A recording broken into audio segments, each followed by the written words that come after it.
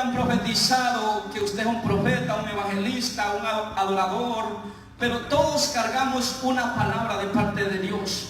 Todos cargamos la palabra que es la semilla, que es la palabra del Señor. Y mientras yo estudiaba la palabra del Señor en este pasaje, nos damos cuenta que el apóstol Pablo le dice a Timoteo a que no contienda con palabras, con palabrerías, que no contienda, porque nos damos cuenta que Pablo es el maestro de Timoteo. Pablo es quien instruye a Timoteo. Cuando usted empieza a leer la historia de Timoteo, Timoteo era un joven que se lo encontró Pablo en el libro de los Hechos, capítulo 16, verso 1 en adelante. Usted se da cuenta que Timoteo era un discípulo. Usted se da cuenta que Pablo lo toma con Silas y lo instruyen en el camino del Señor. Cuando usted entiende la historia en el libro de los Efesios, dice que el apóstol Pablo lo pone como pastor al apóstol a Timoteo. Nos damos cuenta que en aquella época había tanta estructura en la iglesia del Señor, porque no cualquiera, un joven, iban a recibir como pastor. Pero es por eso que Pablo le dice a Timoteo: Timoteo, milita en las profecías que se te fueron dadas. Timoteo, aviva el don del fuego. Porque vemos que en ese tiempo había una contienda de palabras, así como hoy en día que hay una contienda de palabras allá afuera, que el diablo quiere desviarlo de la promesa del Señor, que el diablo quiere desviarlo del propósito de Cristo. Y yo vengo a decirle en esta tarde: cuida la palabra que Dios te ha dado, cuida la promesa que el Espíritu Santo te ha dado. Tal vez no te han dicho que eres profeta, que eres evangelista, pero tú cargas la promesa que es de Cristo Jesús. Tú cargas la palabra de Dios, que es la palabra, que es la salvación de nuestras almas.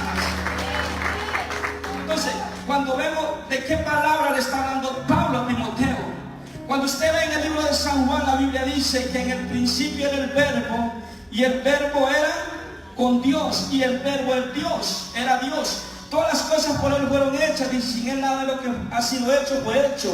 Y el verbo fue hecho carne, y habitó entre nosotros, y vimos su gloria, gloria como el unigénito del Padre, lleno de gracia, de verdad. Entonces nos damos cuenta que Pablo, cuando le dice a Timoteo, usa la palabra de verdad, le está hablando de Jesucristo, porque Cristo es la palabra. Nos damos cuenta que cuando Pablo le dice a Timoteo que tenga cuidado con aquellos que lo querían desviar, está hablando en pocas palabras lo que está diciendo el apóstol Pablo: Timoteo, no olvides que quien te ha llamado es Jesucristo. Timoteo, no olvides que no es el hombre que te ha llamado. Y yo vengo a decirle a usted que no es el hombre que lo ha llamado, que es Cristo que lo ha llamado. Que hay algunos que te quieren desviar del amor de Cristo, que hay algunos que te quieren ver tirado en el piso. Pero yo vengo a decirte de parte de Dios: pon la mirada en la palabra, cuida la palabra, cuida la promesa, porque ahí es donde está nuestra bendición.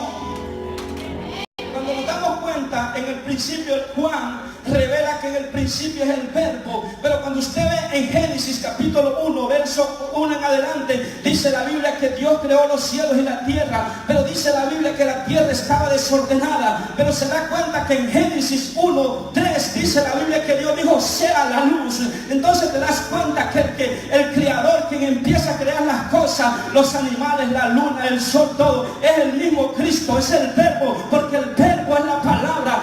La palabra siempre estuvo con el Padre en una relación. El Padre, Jesús, nunca estuvo trabajando solo. Es por eso que cuando Cristo dijo: el Padre y yo somos uno, entonces nos damos cuenta que Jesús tenía una relación antes de la eternidad con el Padre. Por eso el Padre envió a Jesucristo. En Génesis 1:3 dice: sea la luz. ¿Quién es la luz? Jesús.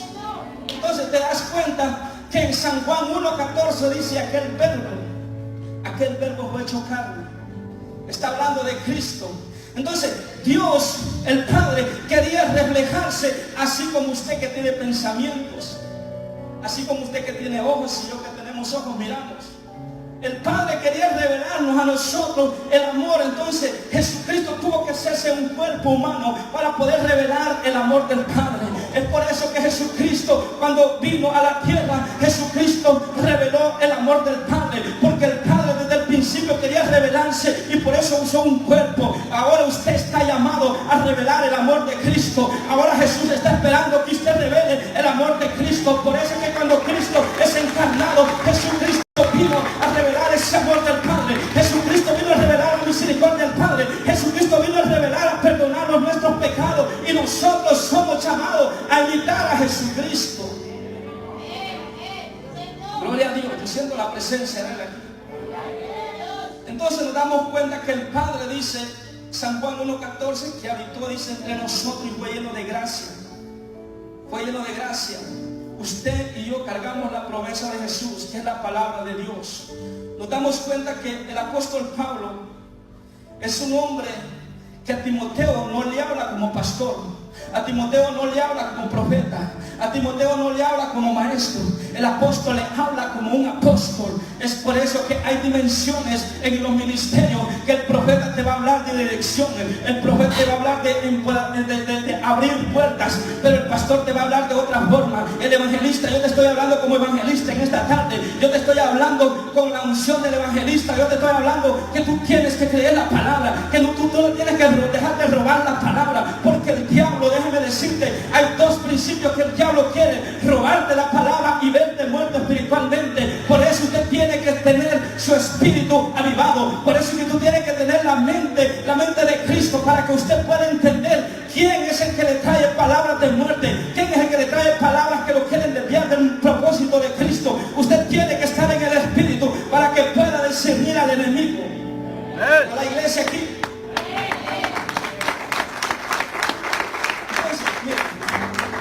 San Mateo 2:13 dice que Herodes buscaba a Jesús la palabra para matarlo. A usted lo persiguen, a mí me persiguen.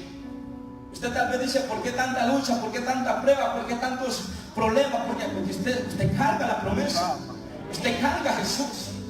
Y algo que puedo ver yo de María es que María entendió ella por una revelación. No podemos entender los propósitos de Dios si no tenemos revelación. Dice la Biblia que le reveló un ángel a José, a mi tocayo. Dice que le dijo el ángel que tenía que huir con la promesa a Egipto. ¿Por qué? Porque el diablo quería matarlo. Entonces usted se da cuenta que por qué lo persiguen a usted. Porque a usted le quieren robar la promesa, a usted le quieren robar la palabra que Dios ha puesto en su corazón. Yo me imagino a María con el niño de la cabeza, un ejemplo.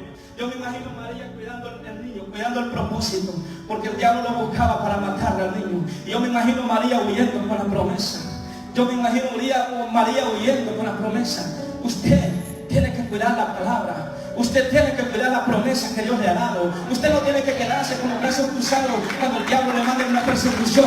No, usted tiene que entender en el espíritu que usted ha sido llamado para cuidar la promesa. Cuando venga alguien que te quiera desviar del reino de Cristo, que te dice tú no vales nada, mentira, yo cargo la promesa. Cuando venga alguien que te dice tú eres un emocionalista, tú estás loco, mentira, yo no soy un emocionalista, yo sé que cargo la promesa. Yo sé que el que me ha llamado es fiel, yo sé que a quien le he creído es fiel. No importa, es el que ha creado todas las cosas, es el que está por encima de la enfermedad, es el que habita en medio de nosotros, es el que está que cuando usted abre su boca, déjeme decirle que lo natural tiene que someterse.